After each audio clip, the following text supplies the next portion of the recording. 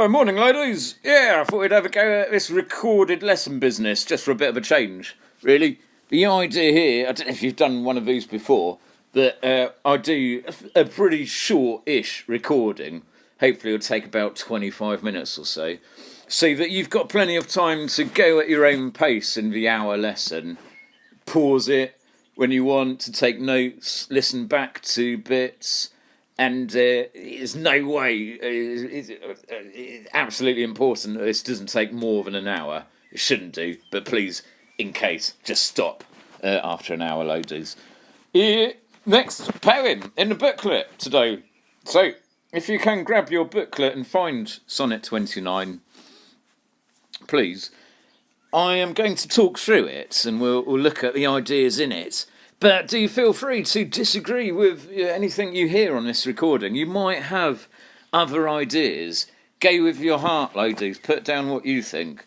But hopefully what I say will help to stimulate your own thoughts on it.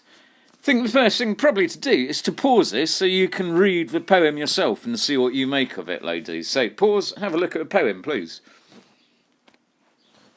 Okay, hope you enjoyed it. You might be getting the sense that this is a poem about love. And it seems to be a poem about a particular form of love.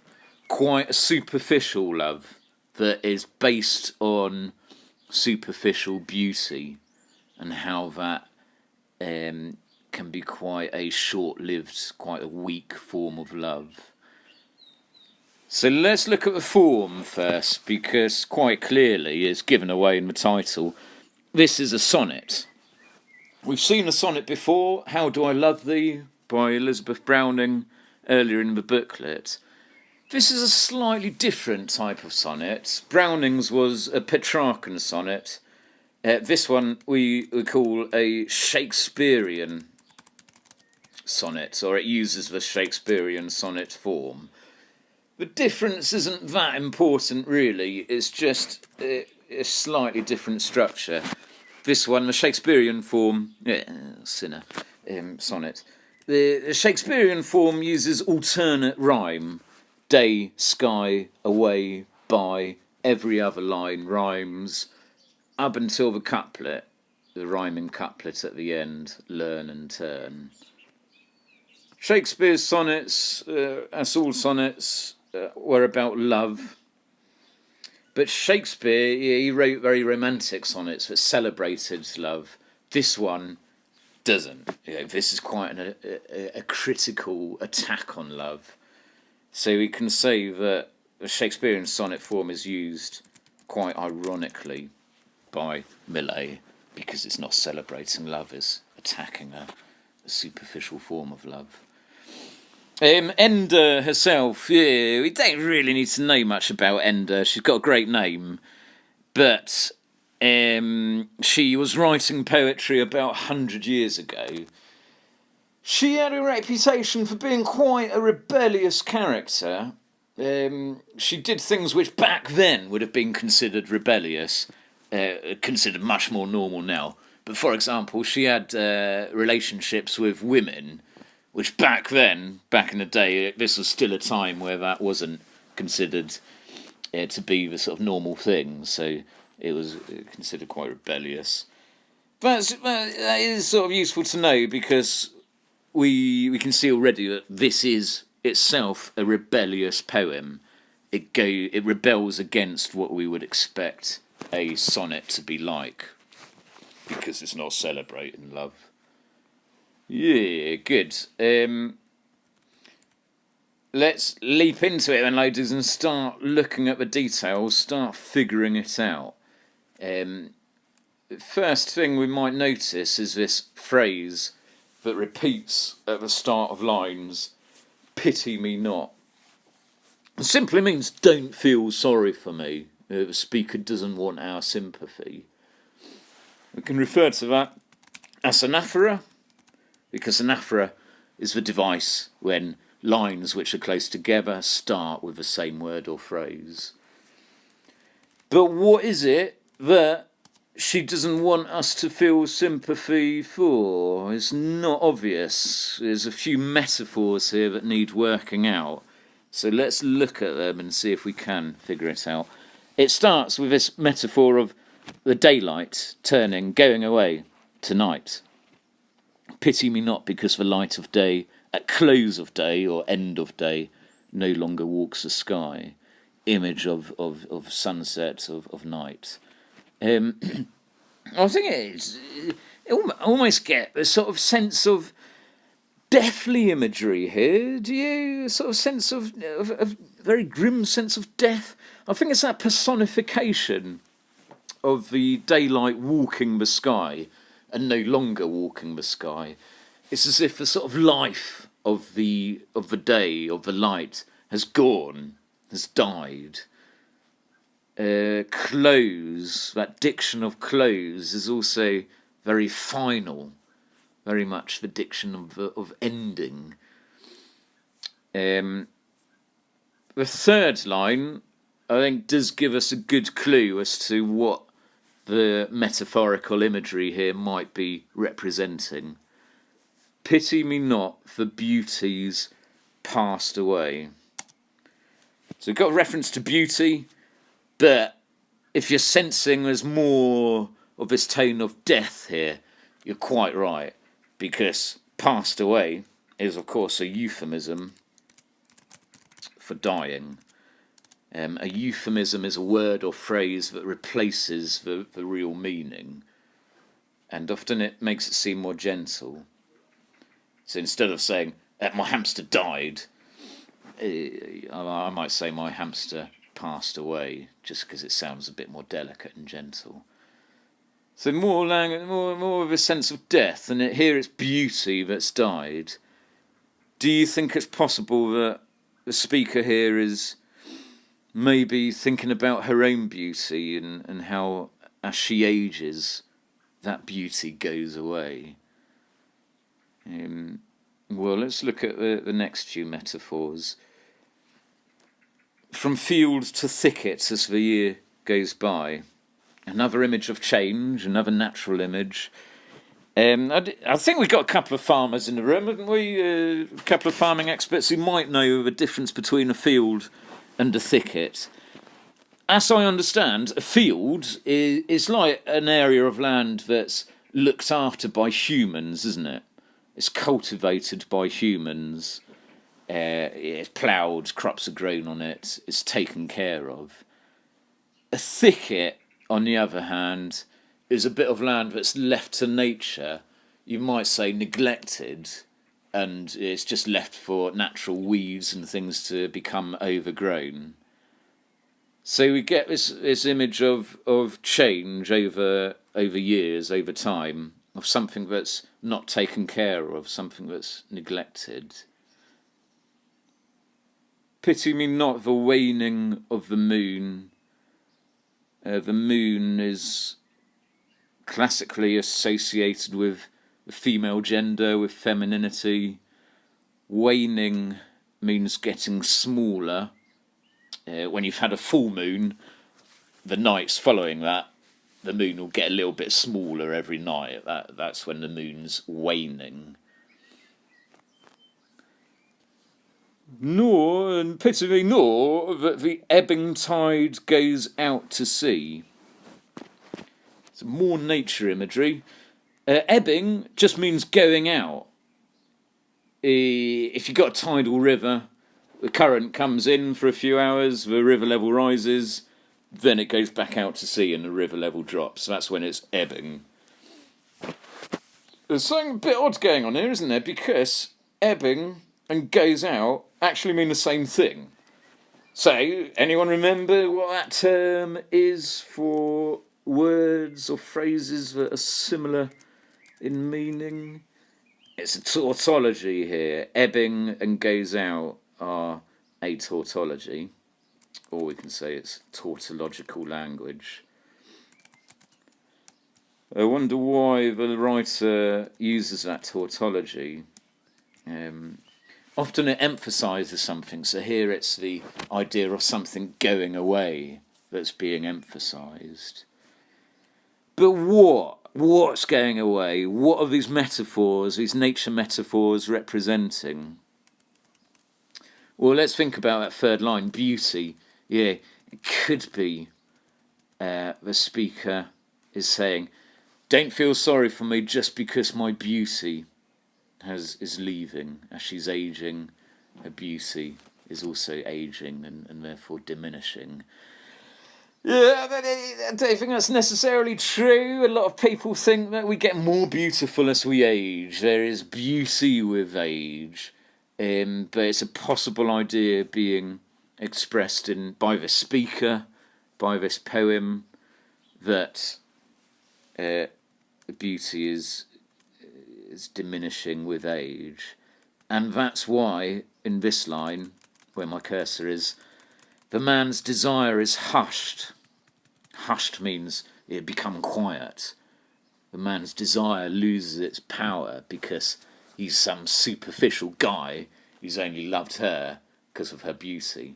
And now the beauty's going, so is his desire. I think it's interesting that all these metaphors are obviously they're connected to nature, but they're also connected to unstoppable forms of nature. You can't stop the field from growing. Yeah, unless you've got a lawnmower, I suppose. But you can't stop the sun from setting. You can't stop the moon from changing shape, from getting... Well, it doesn't change shape, does it? But it looks as if it's getting smaller, and you can't stop that. You can't stop the tide going out. You can't stop the ageing process and the effects on our superficial appearance that has. Not yet, anyway. I bet Bill Gates or someone is working on it, but you can't yet. So there's a possibility that, these opening metaphors are linked to that idea of beauty. But is there another possibility? I wonder if this line about man's desire gives us another idea, that this is all about love, and how love goes away like the sun sets. Love gets smaller over time, like the moon gets smaller.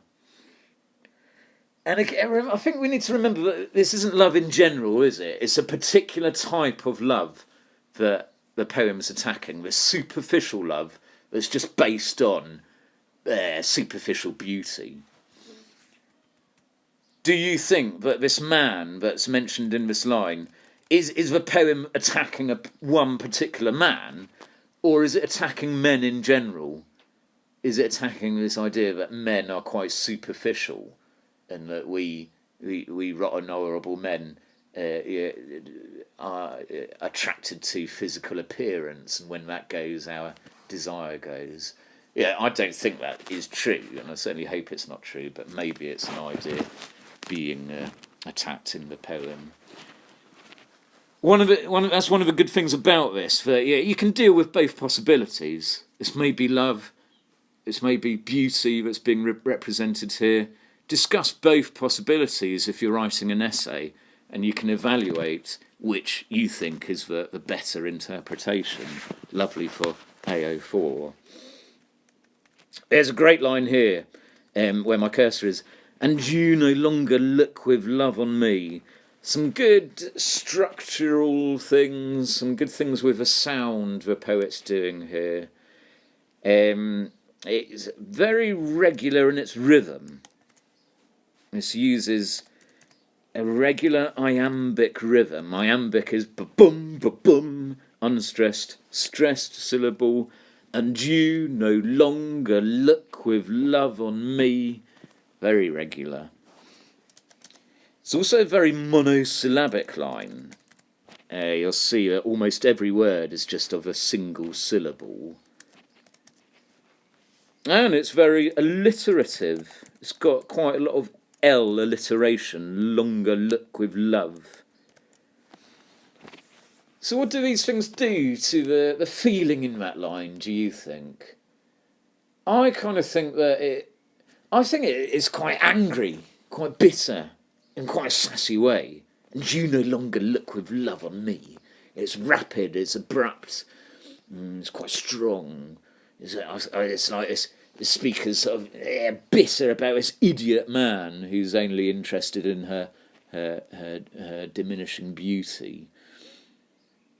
I don't know, what do you think? Is it more like sad? Is it lamenting, an expression of sadness about what's happening to this man's love for her?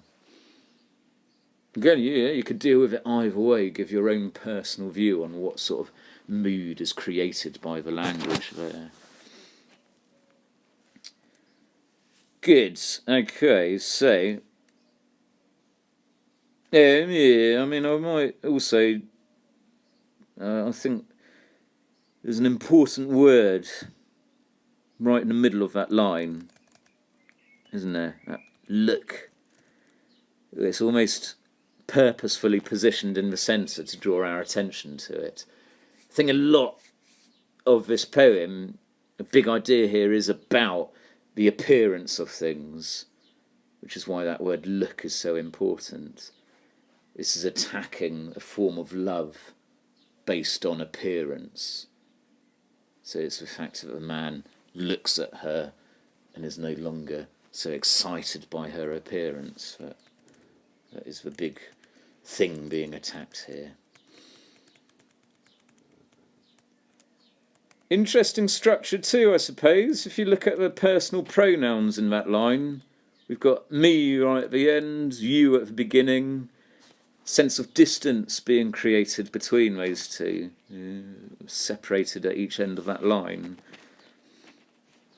Okay, well, look, I think what we've got next is a bit of a change of tone in the poem. Remember the structural device for a change of tone? Volta.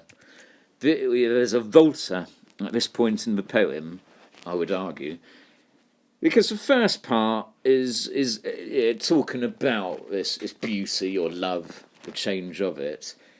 The tone after the volta, I think, becomes much more didactic.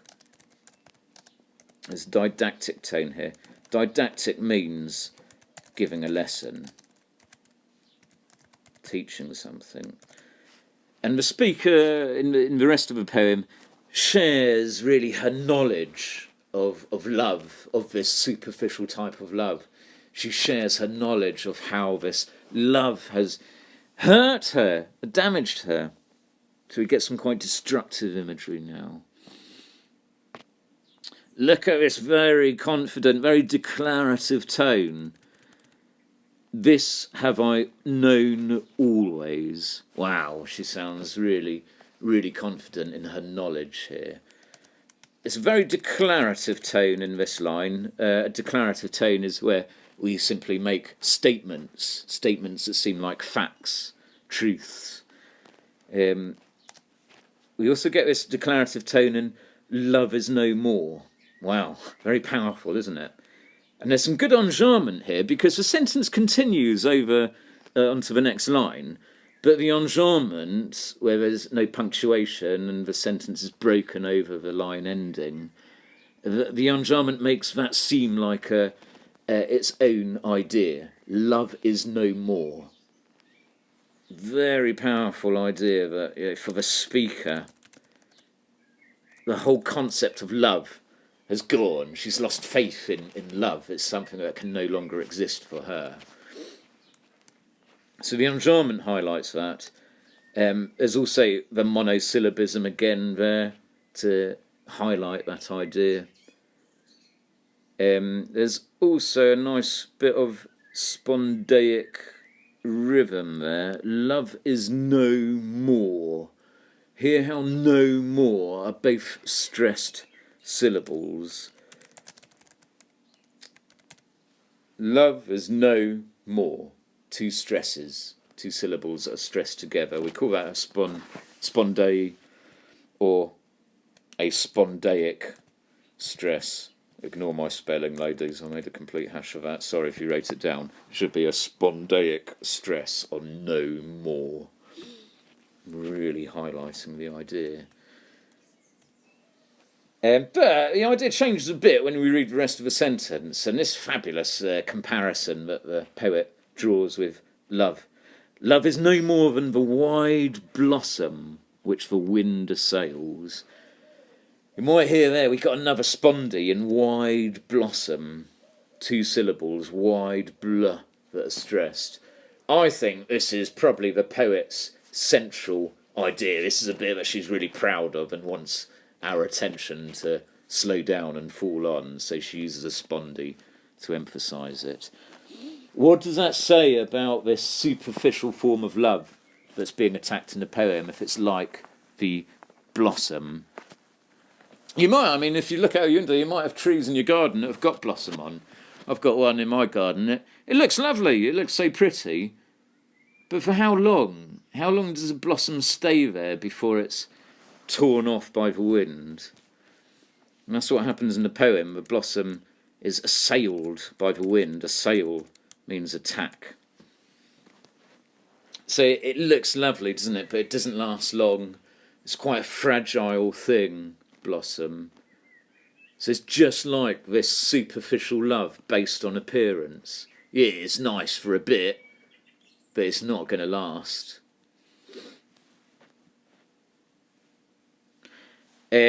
What else have we got in that line? Stuff that slows the pace down and draws our attention to that real image, that really important image.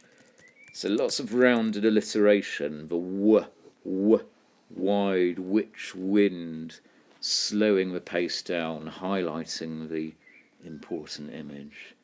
Yeah, that's an example where you could do a nice detailed comment on what that comparison between love and blossom shows. It moves on with other comparisons. Love is no more than the great tide that treads the shifting shore. So another mention of tide, this great natural power that we can't control. This time, though, the tide is a bit more destructive. Look at that word treads. If you tread on something, you're not being careful, are you? So it's like the tide is treading on the shore. If you've done geography, you'll know about longshore drift. The tides can actually change the shoreline. It's quite a destructive image here. And remember that the tide is being compared to this superficial love. So it's being used to portray the damaging impacts of this superficial love. There's some good auditory imagery in this line that helps to convey that destructive impression. Auditory imagery, audio, is language, imagery that we can hear. So it's stuff like the alliteration of tide and treads. We hear that t sound. It sounds quite harsh. It matches that destructive image here. Shifting shore, there's a sibilance there. And yeah, it's a bit of a more gentle sound, but it's still regular and quite heavy. So it conveys this power, this heaviness of the tide, of the love.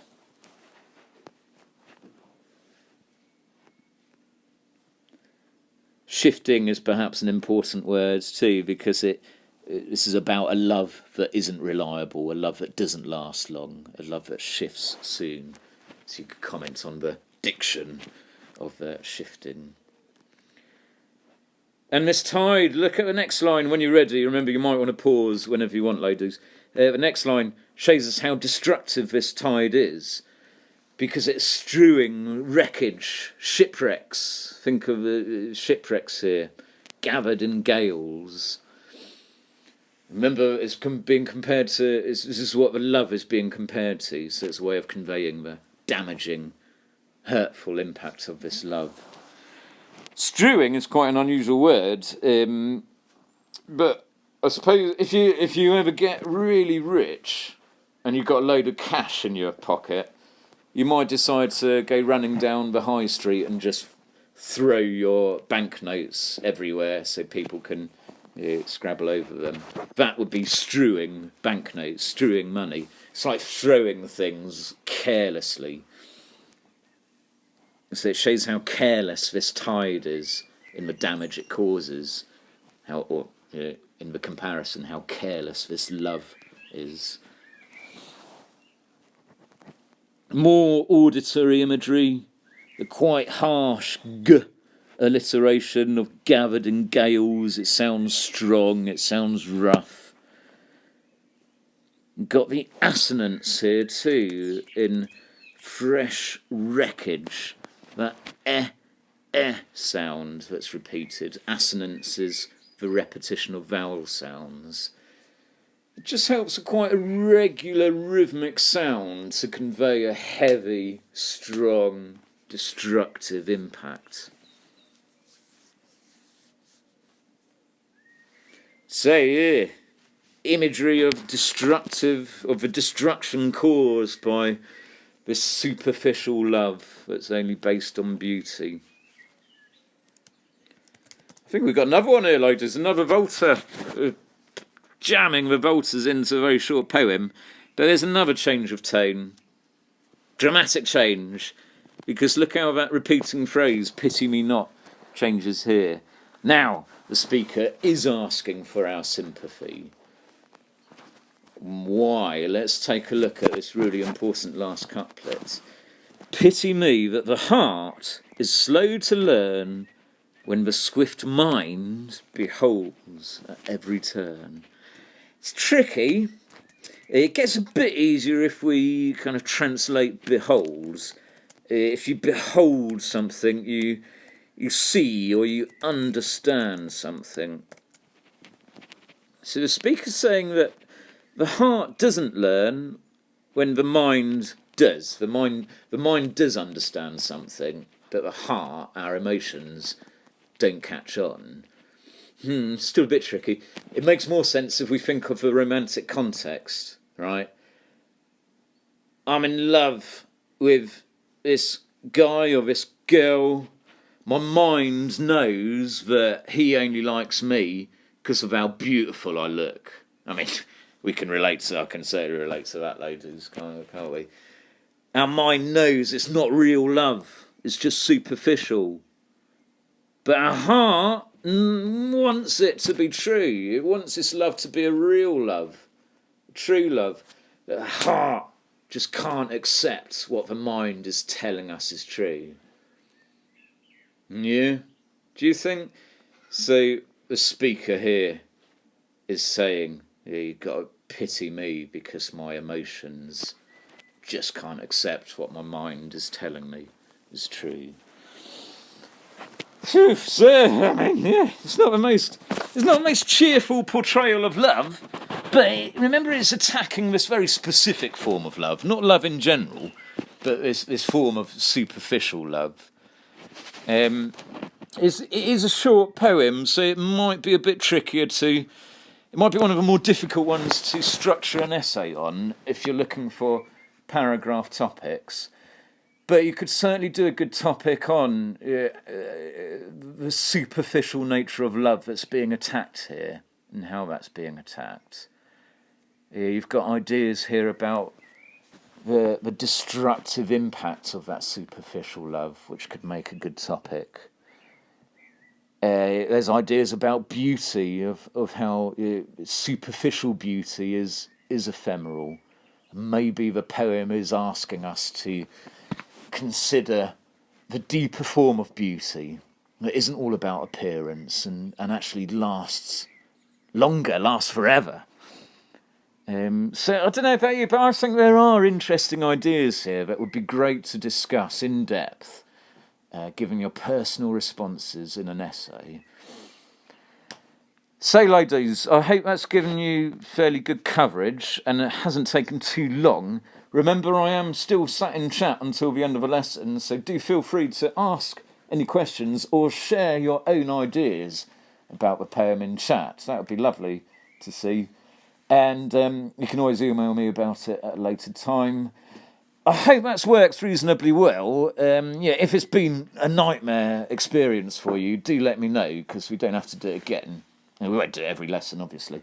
But yeah, okay, ladies, so I'll leave it there. Thank you very much, and have a good weekend.